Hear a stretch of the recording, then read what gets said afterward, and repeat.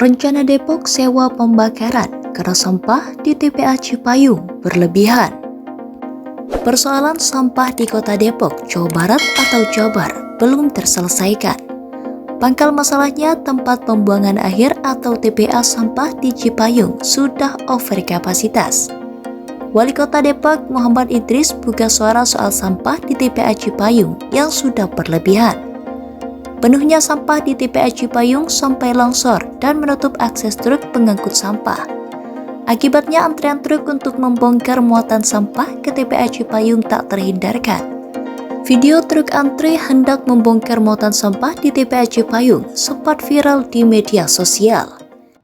Dari dulu menyangkut dengan kegiatan masyarakat, dari mulai pemilahan, pengurangan, dan lain sebagainya. Kita sudah berupaya dari hulu juga untuk menahan sampah ke TPA supaya tidak terlalu banyak. Idris menjelaskan antrean truk sampah di TPA Cipayung mulai diatasi. Dia menyebut truk sampah antre karena akses ke TPA Cipayung tertutup sampah yang terbawa air hujan. Sudah dieksekusi terkait dengan permasalahan kemarin. Itu memang tempat akses truk pembuang sampahnya itu tertutup sampah karena guyuran air. Ketika tertutup ada beberapa akses sehingga terjadi antrean, ujar Idris di Balai Kota Depok pada Jumat 21 Juli 2023. Ya, sebagai kedaruratannya, kemarin kita ada tambahan. Kemarin saya suruh buat akses itu di tengah-tengah TPA. Dan itu muat sekitar 3-4 mobil lah untuk membuang sampah. Sekaligus dalam waktu yang sama, lanjutnya. Idris mengatakan Pemkot Depok sedang bekerja sama dengan beberapa perusahaan untuk menghabiskan sampah menggunakan insenerator atau alat pembakaran. Dia mengatakan Pemkot Depok sudah menyiapkan anggaran untuk menyewa insenerator.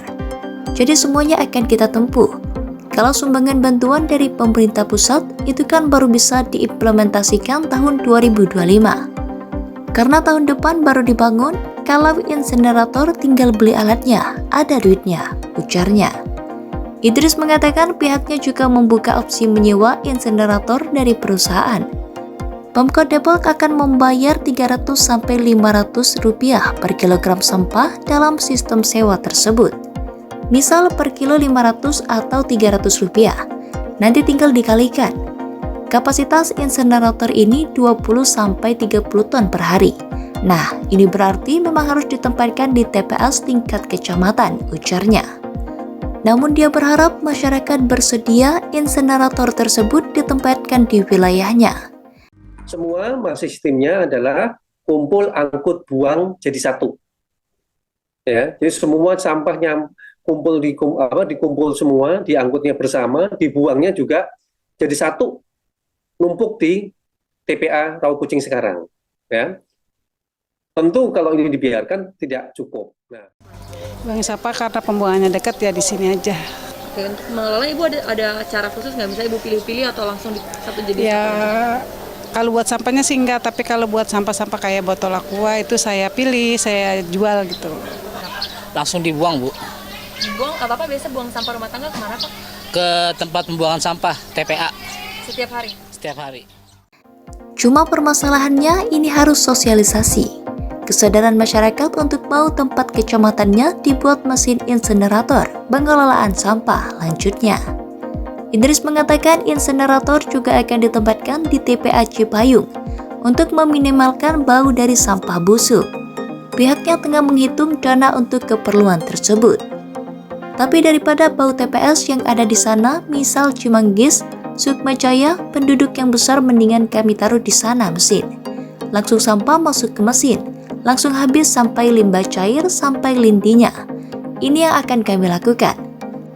Lagi berhitung kalkulasi uangnya. Mudah-mudahan uangnya cukup.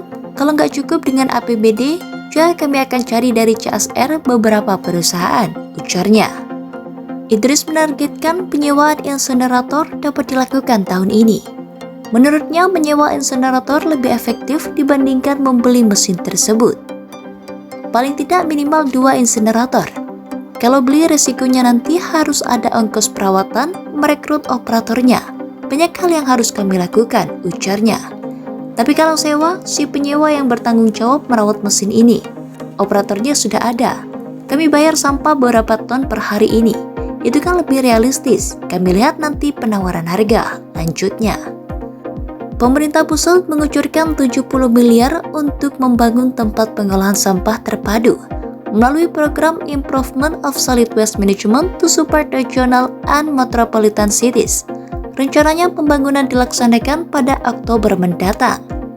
Depok saat ini masih tahap desain, kemungkinan selesai di bulan Agustus, kata tim leader National Project Management Consultant, Direktorat Sanitasi Kementerian Pekerjaan Umum dan Perumahan Rakyat atau PUPR, Ria Ismaria, dilansir situs Pemkot Depok pada Senin 26 Juni.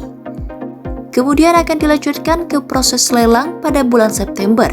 Jika semua berjalan lancar, maka bulan Oktober 2023 sudah dimulai pembangunan dan selesai Mei sampai Juni 2024. Dia mengatakan TPST yang akan dibangun dapat mengolah sampai 300 ton per hari. Nantinya sampah yang diolah menghasilkan produk berupa Refuse Derived Fuel atau RDF. Ia berharap dengan hadirnya TPST ini permasalahan sampah di Kota Depok dapat segera teratasi. Pemkot Depok mengusulkan dan meminta bantuan Kementerian PUPR untuk mengolah sampah buangan yang sudah melebihi kapasitas. Ditargetkan pengolahan sampah ini dioperasikan 2025.